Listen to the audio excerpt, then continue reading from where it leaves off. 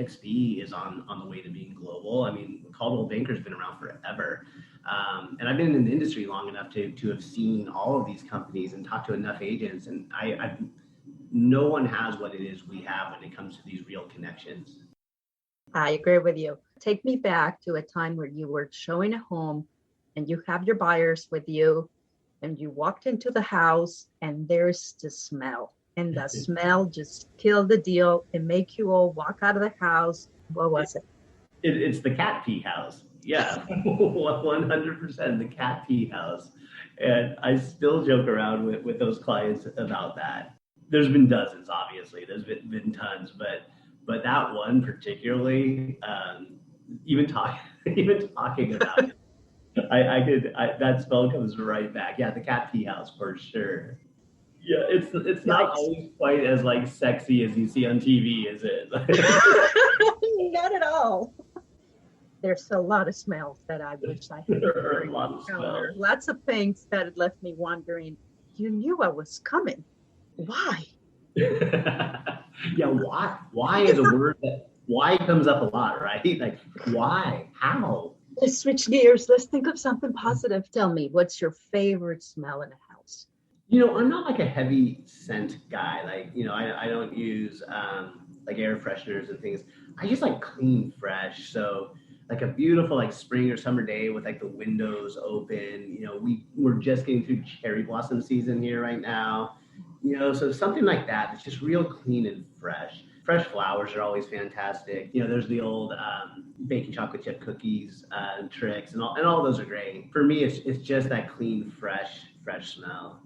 Okay, so besides getting rid of the cat feet smell, how do you get a house ready for the market? We always talk about depersonalize, declutter, freshen up. And that goes across the board for all of our listings. Some of the listings we do full staging, some we don't.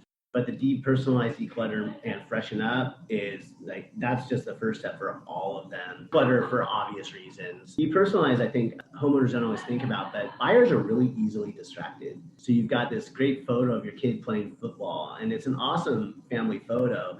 Next thing you know, the buyers are focusing on that and on the house. It's all the time. You've seen it. I mean, it happens all the time. So, depersonalize, declutter, freshen up. And then kind of 3 rules I go by are you want to accentuate the key features, remove any potential objection, and then you want to add real and perceived value. And that's where something like staging can come in. What's the normal length of an escrow in your city? 30 days is pretty standard here. Do you guys need the help of an attorney? We are not an attorney review state, thankfully. Neither are we. No, we're West Coast. We do it fast and loose.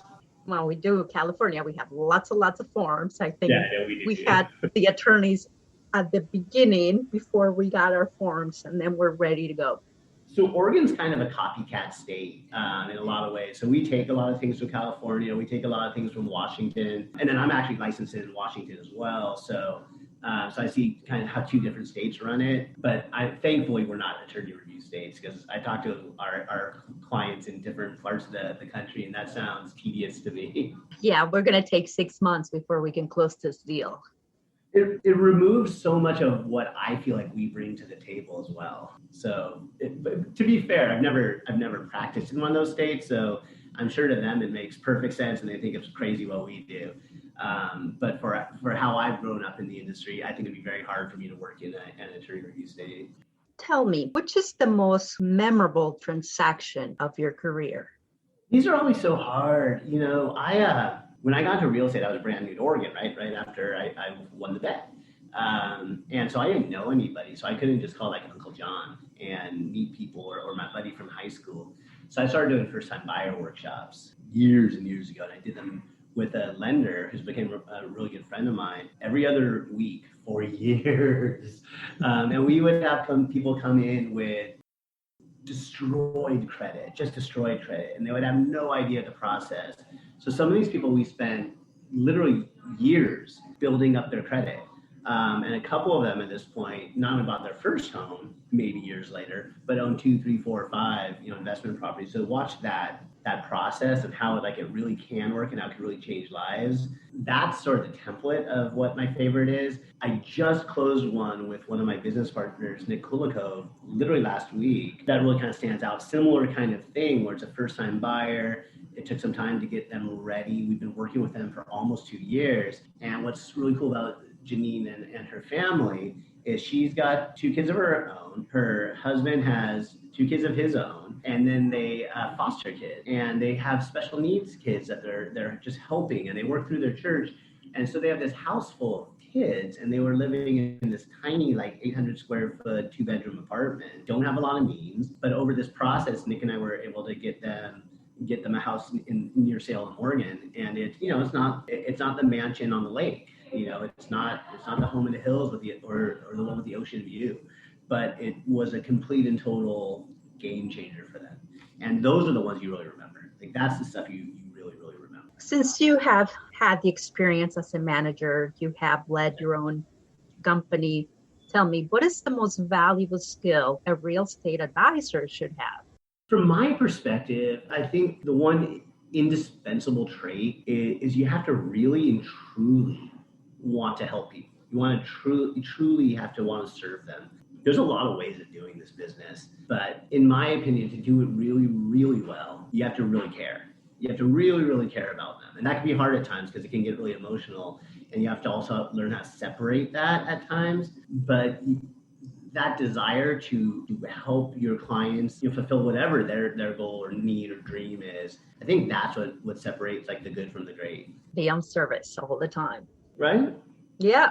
Is there anything else that you would like to share with us? Remember, so I created this podcast so the listeners all around the world can figure it out. What are the things they need to do? What do they need to look for when they're looking for help with their real estate needs? So there are lots of us in this industry. I mean, you probably saw that stat recently that at present moment in this low inventory market we're living in, there are actually more licensed real estate agents than active properties available on the market. So there are lots of real estate agents. There's one on every corner. There's like 11 on every corner. You probably have a cousin or a friend or a neighbor or an ex who's an agent. But it's a big deal. Like you're either buying or selling probably the biggest investment of your life. And it's really important to find someone who's good, of course, but somebody you trust. I'm big about using your gut. There are a lot of fantastic agents. I work with a lot of referrals, obviously, and I'm always more than happy to interview against 2, 3, or 4 other agents. And I know these other agents are all fantastic agents. Once you get to this baseline of really good agents, so you're at least talking to good people with a track record and an ability and the right backing and the right brokerage, then it's really about personal fit. You need to be comfortable with this person. They need to communicate in a way that makes sense to you. You need to understand them. That comfort level is a really big deal. Like, we're not all perfect fits